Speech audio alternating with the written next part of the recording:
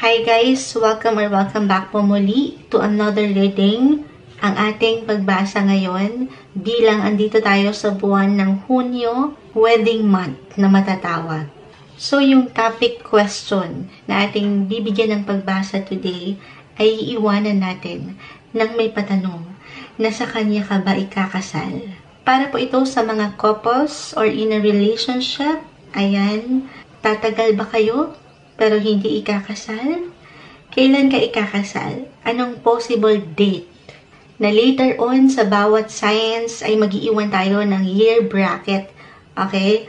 Kung kailan possible yung wedding. This is a love reading in the next 12 years. From 2023 to 2035. Ano nga bang ilang ganap or maaring ilang challenges? O pwede nyo pang pagsamahan at pagdaanan together ang haangat sa baraha. Anong mensahe ang kailangan mong marinig ngayon? Again, this is for those in a relationship or couples na, okay? Pero kung single ka man ngayon, maaari rin naman na makinig. Pero kung hindi nais, okay lang din naman po na skip ang video na ito. Balik na lang po tayo kapag may jowa na tayo. Or may shota na, charet. Hindi. Kasi nag-iwan tayo dito ng ilang information din in regards astrology. Kaya yung year bracket natin is 12 years. 2023 to 2035. Hi Virgo, ito na po ang inyong reading. Para sa mga couples in a relationship, sa kanya ka ba ikakasal? Love reading po tayo in the next 12 years. Ayan, sumasang-ayon na naman ng ilang chicken sa background natin. Pero ilalaban na po natin ito para sa mga Virgo. Anong maiwan nating message para sa kanila? Message. Okay, so meron nang bumagsak. Lagay lang natin sa pinaka-center. Judgment. Judgment card. Ay, narito. Ada pa tayo. Virgo. Okay. The Eight of Wands ay narito. Five of Pentacles.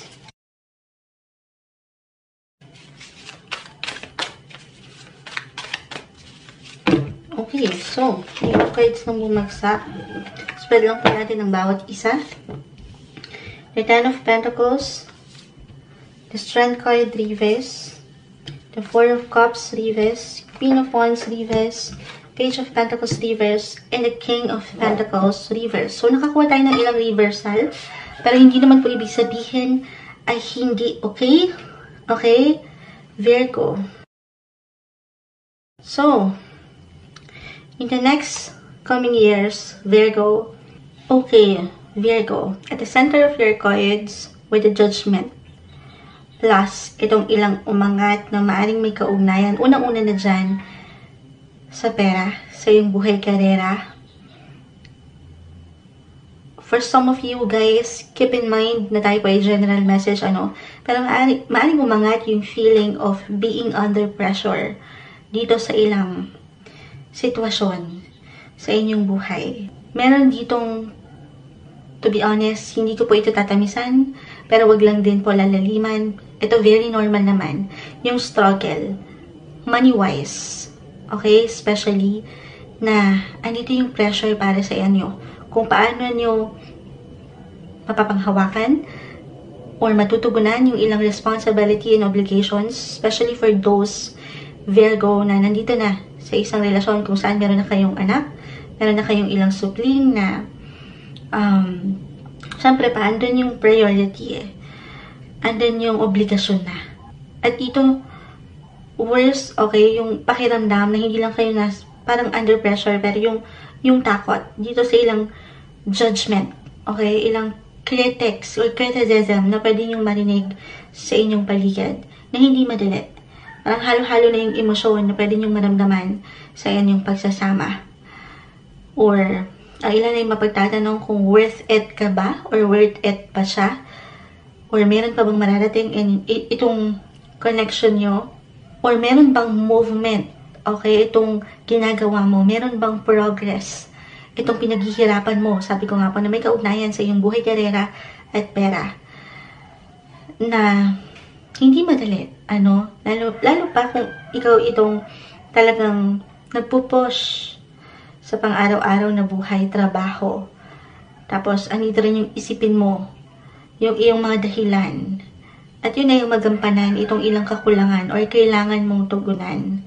Virgo, the Strength card, the King of Pentacles, reverse. Andito yun present yung motivation and determination na tugunan. Magiging, kumbaga, ano niyan, purpose or yung calling na matatawag nyo. Kasi, alam nyo naman yan tiyak kayo doon sa inyong gustong patunguhan. Pero merong pag-push dito. Kaya parang makakaramdam kayo na parang nakaka-pressure na. Or nakakapagod na with Strength card reversed. Sa mga susunod na taong ito, I know this is a love reading. At hindi po isang medical or professional health advisor ang Moonchild. Pero may pag-focus kasi at pagbibigay diin sa inyong pinagkakaabalahan or pinagkakakitaan. At dyan, parang, grind kung grind, work kung work. At minsan, di ba, kahit papakiramdam mo, okay ka naman, pero hindi maiiwasan na, syempre, patao lang tayo, nangihina rin, physically, it could be physically or mentally, emotionally, pakinggan mo rin yung ikaw. Kung okay ka pa ba, okay? Huwag mo nang isipin muna yung ilang expectations na pakiramdam mo ay kailangan mong makamit or ma-reach expectations ng ilang tao sa iyong paligid or ng iyong kapareha. Take it easy. Okay? In the next coming years, ito yung best time na pagtuunan mo rin. Okay? Bigyan ng pagpapahalaga ang iyong sarili. Sariling pangangatawan at isipan. Kasi andito nga rin yung passion, yung calling, yung gusto nyong gawin Ito yung cravings nyo sa mga susunod na taon. Meron pang pag-travel. Okay? Maring kakibat ito para sa ilan sa inyo na gusto nyong mag-travel. Okay, Virgo. Ayan, pasensya na po at napuno na naman yung ating memory card sa camera. Pero itutuloy natin at ilalaban ito dito sa ating CP. Naway okay lang po ang quality. So, mag-add pa ako ng ilang messages. Saan ba ako naputol? Hopefully, okay naman yung ilang unang nabanggit ko. Pero about travel, okay? Maaring merong paglaban sa part na yan or kaakibat niyan yung ilang pangarap na meron ka sa iyong pamilya or dahilan sa iyong kapareha. I mean, kung paano pa kayo higit na mag-grow or titibay para sa isa't isa, yung inyong connection. Pero, sa akin nakikita rito, Virgo, para sa inyo, mas umangat sa akin yung pagkaklaro, yung inyong mga dahilan, kung bakit kayo lumalaban, kahit pa mahirap. Okay? Kasi sila or siya, itong iyong person, ang iyong kalakasan. Meron ka ng hugot dito with the Judgment card at the center of your cards. Okay? Pero syempre pa, sa huli, ito pa rin ay nakadepende sa inyo or sa iyo kung paano mo pangahawakan ang iyong sitwasyon. Sasabay ka ba dito sa ilang kahirapan, sa ilang struggle na pwede mong maramdaman? Patungo dito sa patuloy niyong growth together or mag-give up ka na lang. Okay, nasa sayo pa rin yan. Pero kung aking sasagutin po sa iyong baraha, hindi malabo na yes, kayo na. Kayo na talagang para sa isa't isa. Okay, add tayo ng ilang advice pa para sa inyo, Virgo. Okay. So, may isa mga dito. Family.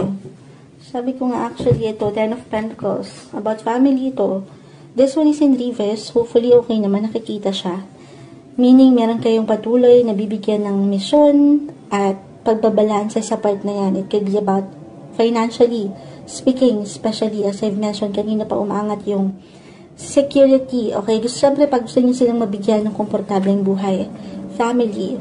Ayan, sumasang-ayon po aeroplano. So, maaaring mag-reflect yung travel. For some of you, meron kayong balak na mag-ibang bansa or mag-settled sa ibang bansa. Why not?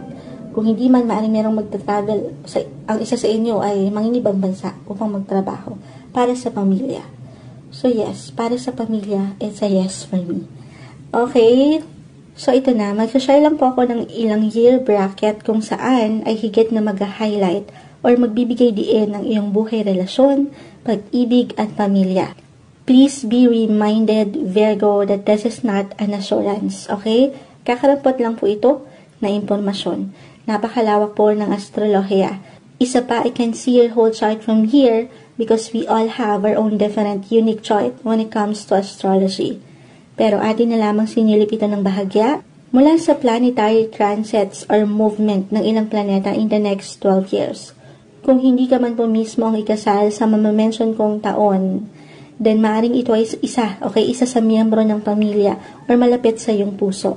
At kung hindi man ito yung taon na ikaw ay makapag-asawa talaga, or totally ay kakasal sa may dambana, then probably sa mga taong ito na aking mababangkit, ay merong isang tao na aangat o tatatak sa'yo at matatawag mong true love or soulmate, and it can actually be in the form of a friend or a lover.